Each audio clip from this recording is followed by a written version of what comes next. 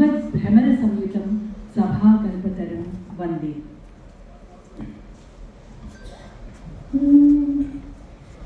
పరుడే ఈశ్వరుడే మహామహిముడే ప్రాదుర్భవస్థాన సంహరణ క్రీడనుడే త్రిశక్తియుతుడై అంతర్గత జ్యోతి పరమేష్ఠి ప్రముఖామరాధిపులకు ప్రాప్యోపరాకుండు దుస్సర మార్గంబున తేజరెల్లు హరికి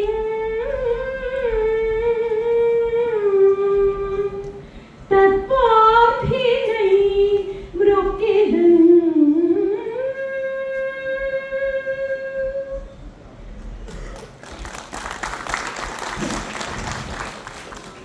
ఈరోజు చాలా విశిష్టమైన రోజుగా Bharatiya Janata party Andhra Pradesh జరుపుకుంటున్నది.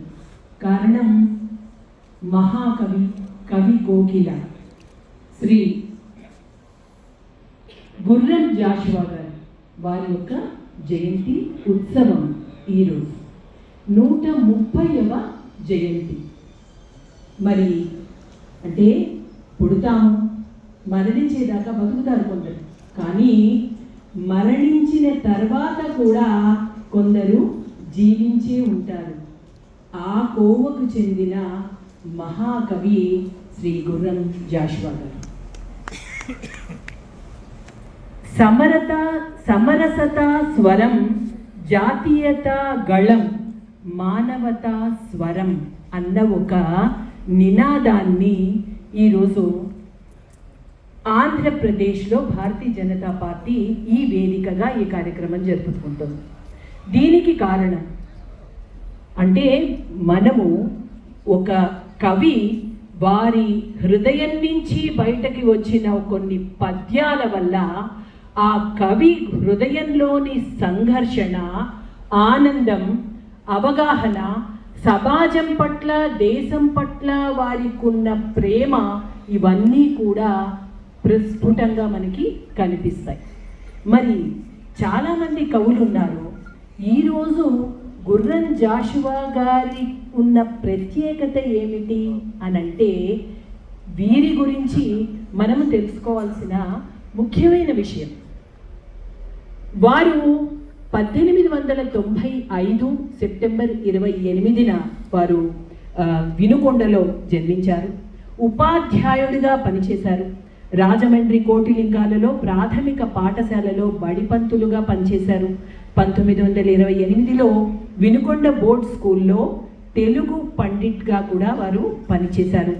57, 59లో all India రేడియోలో తెలుగు విభాగంలో స్పోకెన్ వర్డ్ ప్రొడ్యూసర్గా పనిచేశారు. 1965 ఫిబ్రవరి 12న క్రీస్తు చరిత్ర కావ్యానికి కేంద్ర సాహిత్య అకాడమీ అవార్డు పొందారు.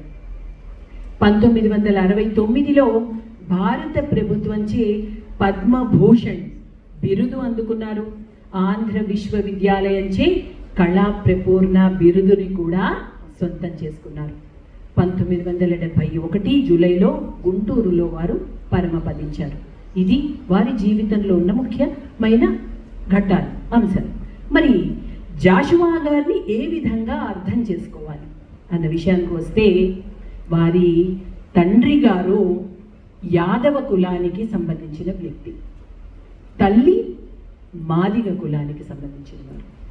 మరి తల్లి ప్రభావం వారి పైన ఎక్కువ ఉన్నది. అందుకనే దళితులుగానే వారు క్లెయిమ్ చేసుకోవడం జరిగింది.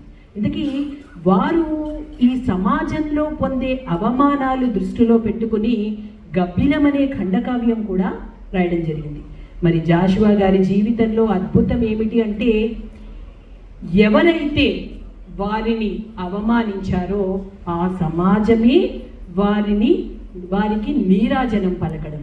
అంటే ఎక్కడైతే చీత్కారాలు పొందారో అక్కడే సత్కారాలు పొందడం అన్నది వారి యొక్క ప్రత్యేకత.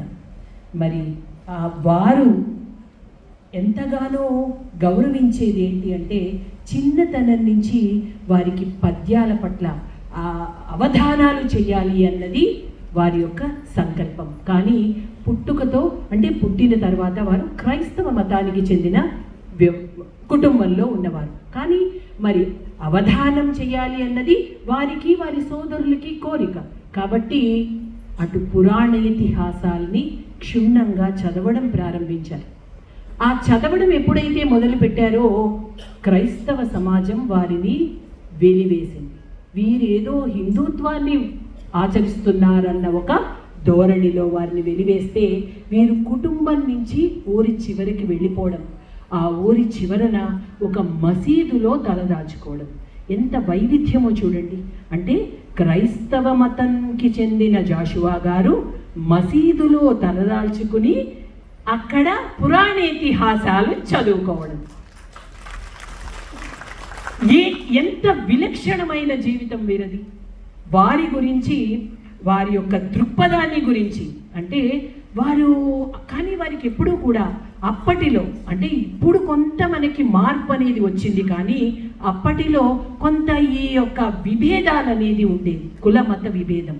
కానీ ఎప్పుడూ కూడా వారు ఆనందంగా ఉంటూ ఏదైనా స్వీకరించినప్పుడు, అంటే ఇప్పుడు చాలా మంది కాస్త బాధ వస్తే చాలు ఈ సమాజాన్ని వెలివేద్దాం, ఎవరైనా అంటే చాలు ఈ మతాన్ని వెలివేద్దాం, ఏదైనా ఎవరైనా అంటే చాలు ఈ కులాన్ని వెలివేద్దాం అని అనుకుంటా సమయంలో వారు అటువంటి ఆలోచనలకి దూరంగా ఉంటూ ఇవి కాదు, సమాజంలో మార్పుకి నేను కారణం కావాలి, సమాజాన్ని పట్ల గౌరవం తగ్గలేదు వారికి, దేశం పట్ల భక్తి ఇంకా పెరిగింది.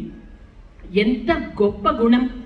ఎవరైనా ఏదైనా అంటే నన్ను కాదు వారు అనేది, నాలో ఉన్న కులాన్ని వారు ప్రశ్నిస్తున్నారు, నాలో ఉన్న పేదరికాన్ని వారు ప్రశ్నిస్తున్నారు అన్నారట. అందుకే వారు చెప్తూ ఉంటారు వారికి ఉన్న గురువులు ఇద్దరు, ఒకటి పేదరికం అయితే రెండవది కుల మత వివక్ష. ఒక దాని నుంచి వారు సహనం నేర్చుకుంటే రెండో దాని నుంచి వారు నేర్చుకున్నది ఎదురొడ్డి పోరాడడం. అటువంటి ఒక మహా కవీంద్రుల గురించి మనం ఈరోజు ఈ సభని నిర్వహించుకుంటున్నాము. కావున అందరికీ ఒక విన్నపం ఏంటి అంటే, ఒక గంట పాటు అంటే ఈరోజు ఈ కార్యక్రమానికి వచ్చిన సాహితీవేత్తలు మామూలు వారు కాదు. మనకి ఈ కార్యక్రమాన్ని మీరు కాస్త మీ సెల్స్ అన్ని కొంచెం సైలెంట్ మోడ్లో పెట్టి, ఎందుకంటే చాలా మంది అనుకుంటూ ఉంటారు పొలిటికల్ పార్టీ ఏంటి, సాహితీ సభని నిర్వహించడం ఏంటి అంటే, ఇక్కడ కూడా మీకు ఒక విషయం చెప్పాలి. ఎందుకంటే మనకి నిన్నగాక మొన్న దీన్ దయాళ్ ఉపాధ్యాయ గారి జయంతిని సెలబ్రేట్ చేసుకున్నాం. వారి గురించి, వారు మూల సిద్ధాంతాల్లో ఒకరు. మరి వారి దైనందిన జీవితం ఎంత సింప్లిసిటీ అంటే, వారు పేరు బయటికి రాకుండా, పదవి కాదు మనకి కావాల్సింది, జీవితంలో సమాజం పట్ల మనకి భక్తి శ్రద్ధ ఉండాలి, సమాజం బాగుపడాలి, సమాజం ఉన్నత విలువలతో ముందుకు వెళ్ళాలి అని ఆకాంక్షించిన వ్యక్తి కాబట్టే వారి గురించి మనము జరుపుకున్నాం. మరి అదే విధంగా మనం ఈరోజు ఇక్కడ మన్ కీ బాత్ ఎప్పుడూ కూడా ప్రధాని మోదీ గారు ప్రతి నెల ఆఖరి ఆదివారం 11:30 వారి మనసులోని భావాల్ని మొత్తం దేశమంతా కూడా జరుపుకుంటూ వారితో మాట్లాడుతూ ఉంటారే, ఆల్ ఇండియా రేడియో, దూరదర్శన్ మాధ్యమం ద్వారా. మరి ఏం చెప్తారు?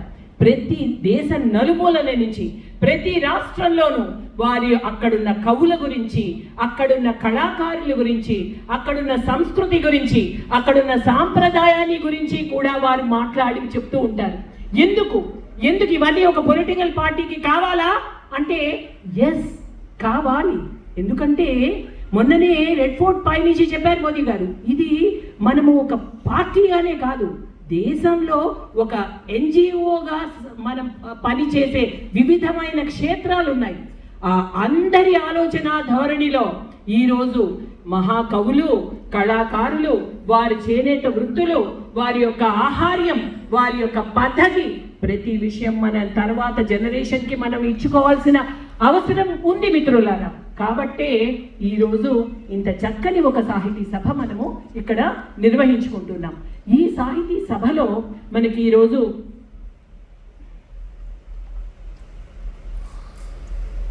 ముఖ్య అతిథిగా, ప్రధాన ప్రసంగకర్తగా మనకి ఈరోజు ఇక్కడికి వేంచేశారు శ్రీ బేతవోలు రామబ్రహ్మం గారు.